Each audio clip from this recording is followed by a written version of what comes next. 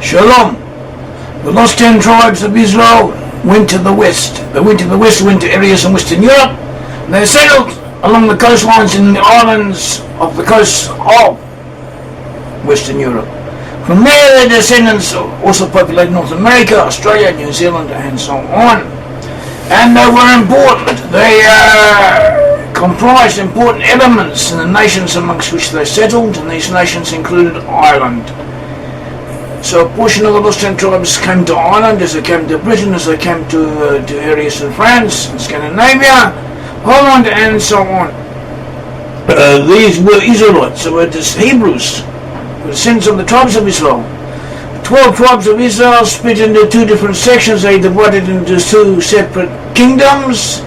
The northern kingdom was known as the Kingdom of Israel. It comprised 10 tribes. The Assyrians came down and conquered the northern kingdom and took all of its inhabitants away into exile. They lost awareness of their ancestry. They became known as lost 10 tribes of Israel, and we have traced them. We traced them to the peoples in the west. Amongst other nations, we have found them in Ireland. So we have found the members of the lost 10 tribes in Ireland. But in Ireland, we've also found elements from Judah. Judah was not part of the lost 10 tribes. In other words, the 10 tribes of Israel were the northern tribes, whereas the southern tribes remained. The southern tribes comprised Judah, Benjamin, Levi, and the representative minorities of the rest. From those who remained, who were not taken into exile by the Assyrians, though later the Babylonians did exile them to Babylon, but in Babylon they did not lose consciousness of their ancestry. And from Babylon they returned and re-established the kingdom of Judah, and from there that element comes of present-day Jewish people. Whereas the 10 tribes lost, forgot who they were. But even so, when the 10 tribes were exiled, they included elements from Judah in them. Assyrians conquered not only the northern 10 tribes, but they also conquered the outlying regions of Judah, and they took these people, these inhabitants of that portion of Judah, away with them, and they comprised a large number of people. Could have even been the majority of the inhabitants of Judah, but nevertheless the core element of Judah remained. Only that element that remained around and in Jerusalem continued to be called Judah, because that is where Judah gave expression to himself. The physical descendants of the Jews, of the other Jews who went with the 10 tribes, were destined to realize their potential and their destiny amongst the 10 tribes, as part of the lost 10 tribes, and as subsidiary to them. Nevertheless, physically, that's what they were. They were part of Judah. They were physical descendants of Judah. Amongst the 10 tribes who reached Ireland, there were also elements from Judah. There's a tradition in the 1600s, an English historian, William Camden, said that Calcol, the son of Zerah of Judah, settled in Ireland.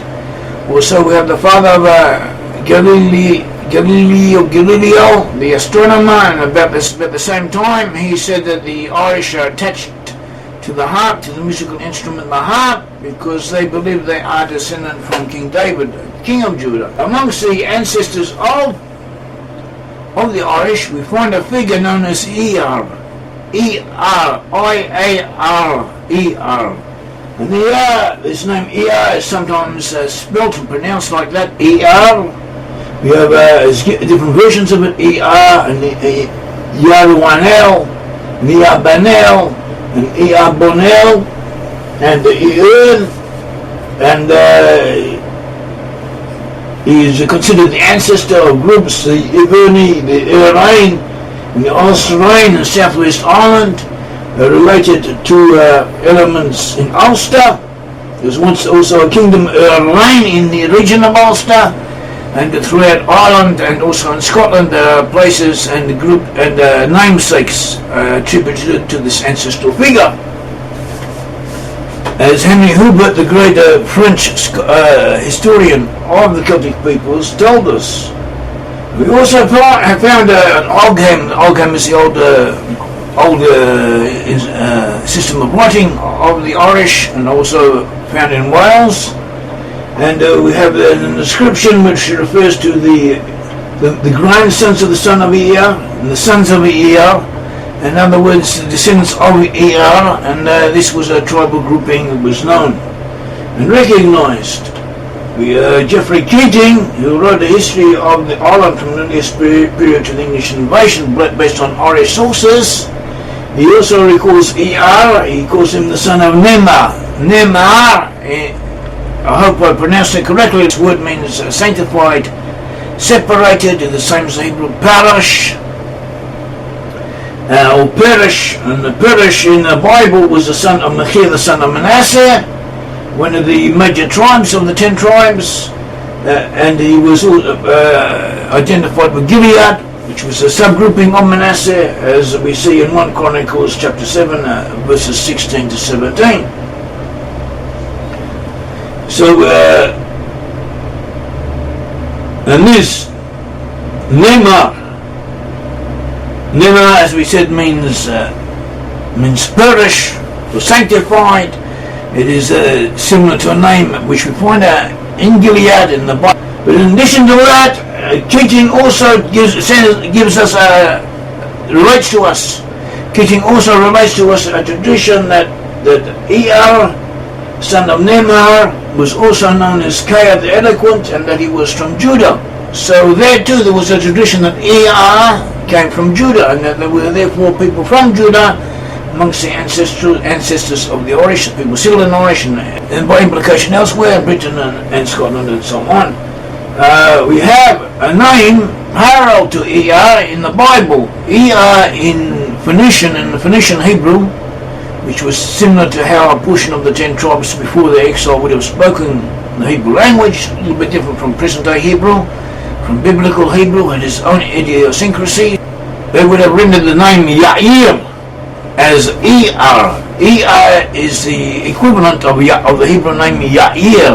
In transliterations of the Bible into English, it's rendered as Jair, J-A-I-R. At all events, it is pronounced as Yair, and we find this person mentioned in the Bible.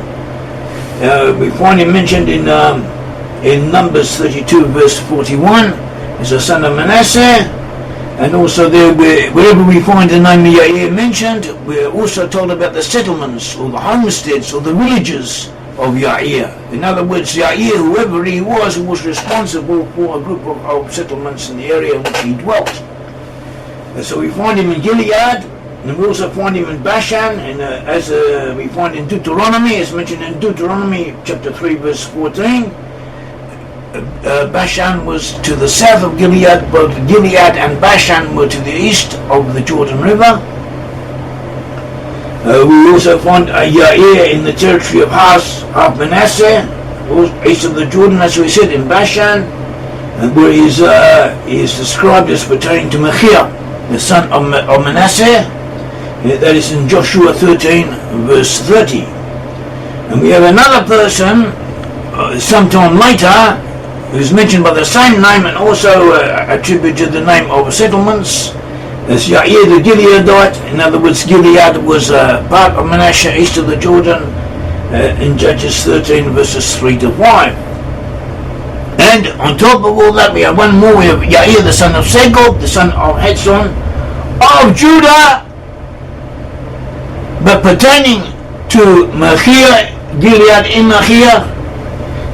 As we find in 1 Chronicles 2:22, we're told there that Hetzon from Judah took a daughter of Machir when he in his old age, and he had a son called Segub, and from this son was born Yair, but Yair dwelt in the region of Gilead.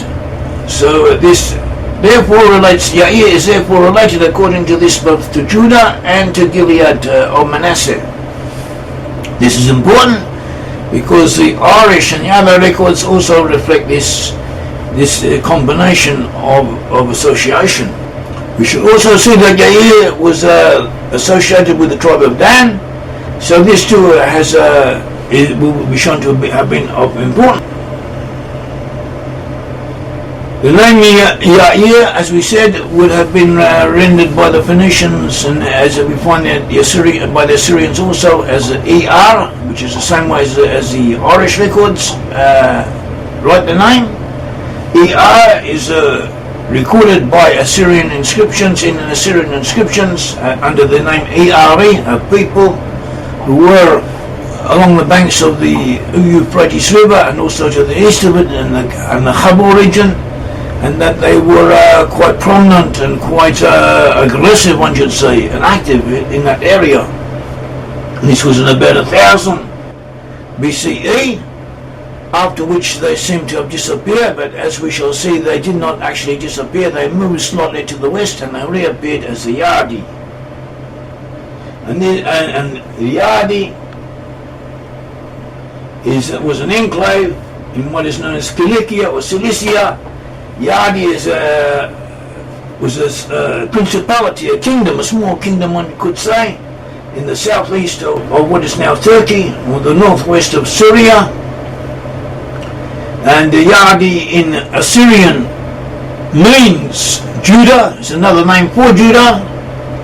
And the neighbors of Yadii were the Danann and the kingdom of Small, and these two kingdoms, Yadii and Small, sometimes were ruled by the same ruling house, and at other times they were separate. The Danann have a name meaning Dan, derived from Dan. Dan was an Israelite tribe.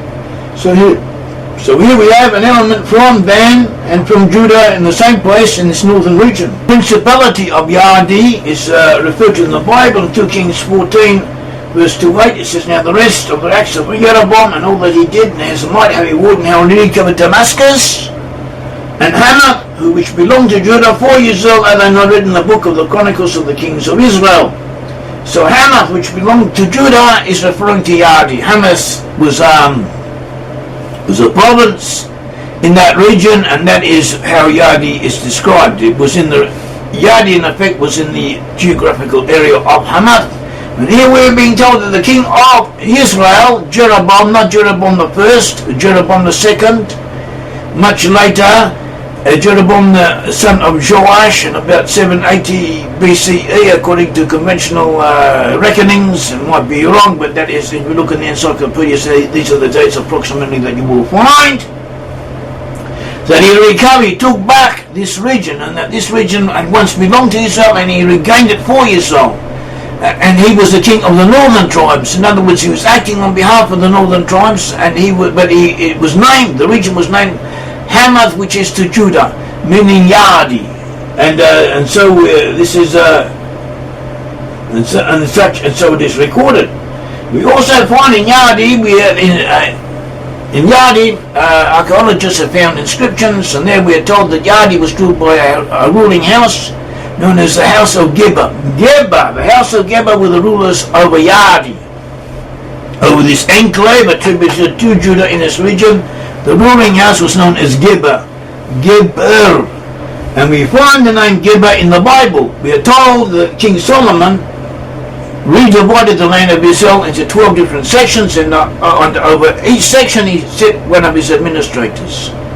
And on the area of Israel east of the Jordan, that is all of Gilead and all of Bashan, and most of that region, he appointed 2 members of the one family, the family of Giber. See 1 Kings 4 verse 13, Ben Giber, in other words the son of Giber, in Ramoth Gilead. He had the villages of Yair, son of Manasseh. So here too we have a recall. The villages of Yair of Manasseh are recorded as being ruled over, administered by the son of Giber, and which were in Gilead. And we are also told that his father Giber also ruled over this region. He was the other administrator of the area, and so we have the sons of Giber and Giber ruling over this region, which included the villages of Yair. We have a people known as the Eri, approximately in the same area, recalled by the Assyrian inscriptions.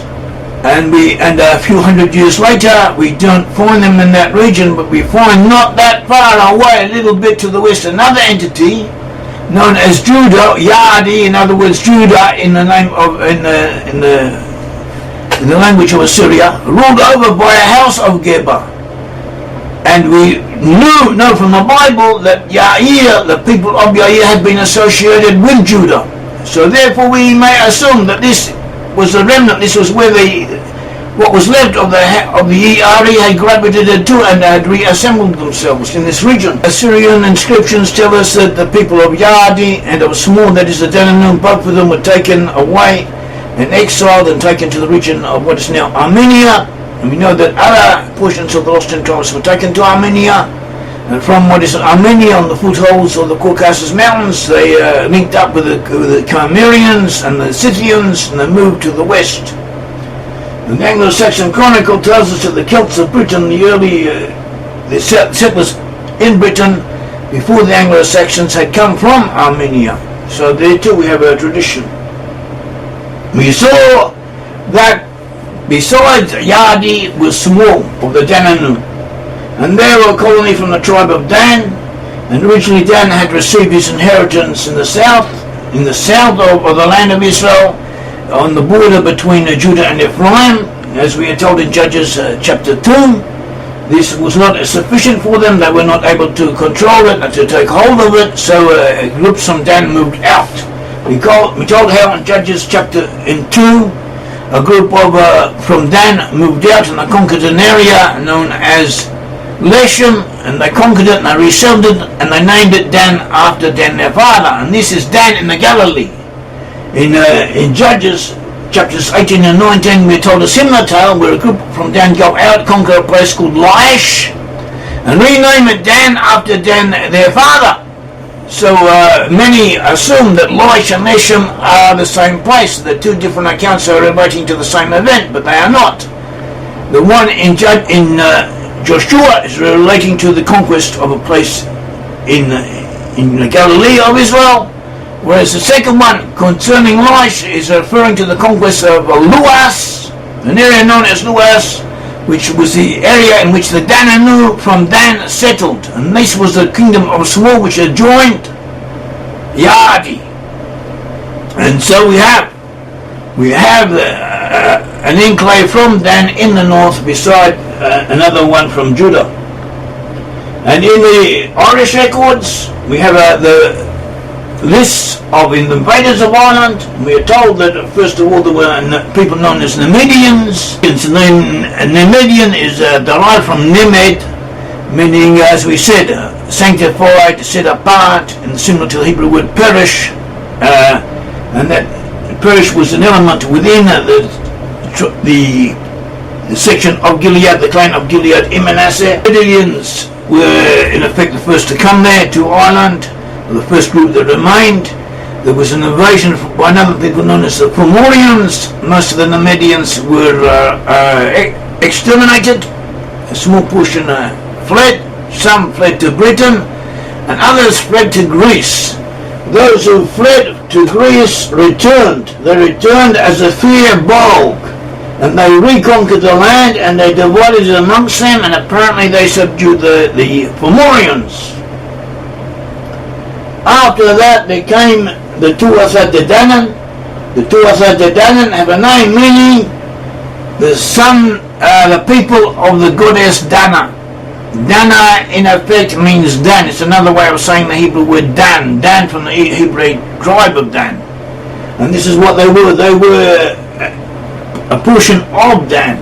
And they came there and they conquered the land, and they apportioned the region of Connacht in the west to the fair bog, and the rest they took to themselves but they also had to fight wars against the Fomorians.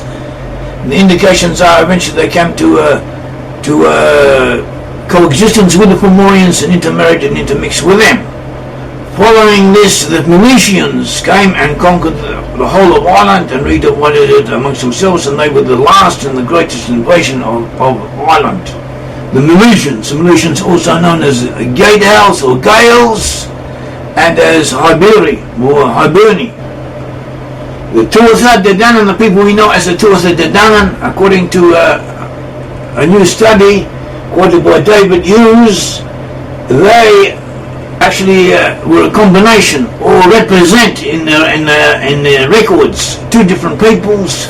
Tuatha Da apparently means the people of God, and this is how the Jews are described in the Gaelic version of the Bible. And Tuatha De Danann it's understood to mean people of the goddess Danann. It's been claimed that Tuatha Da also were actually Jews. The Tuatha De Danann are sometimes referred to as Tuatha Da, as otherwise people of God, or as Tuatha De Danann, people of the goddess Danann. And it's now been claimed that there are two separate elements amongst them, or not necessarily amongst them, but in the writings concerning them are referring to two different elements, and one of these elements were actually people from Judah, and this is worth looking into, but because it also dovetails with other findings of ours. Now we saw that the House of Giber ruled over Yadii, and also the House of Giber is referred to in the Bible in the Book of Kings as administrators appointed by Solomon over the region of Gilead. We find this name or names derived from this root amongst the Celts in the west. As we said, the people of Yadii and of Small, the Danann, the people of Judah in the north, the Brit-Am, and the Danann from Dan were taken away with the rest of the 10 tribes and exiled by the Assyrians. In the end, they made their way to the west, and we find their name amongst Celtic peoples because the lost 10 tribes did settle amongst these peoples as well as others.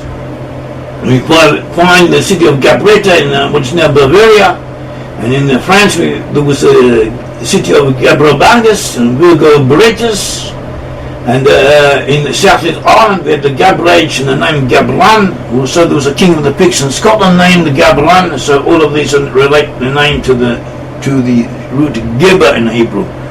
As we said, Giber was a family name of a group of administrators appointed by Solomon, later found in the kingdom of Yadii.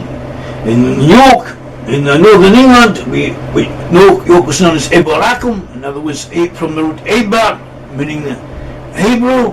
Eboracum, that was the name of the city of York, named after the Hebrews. It's also in the region of the Parisy.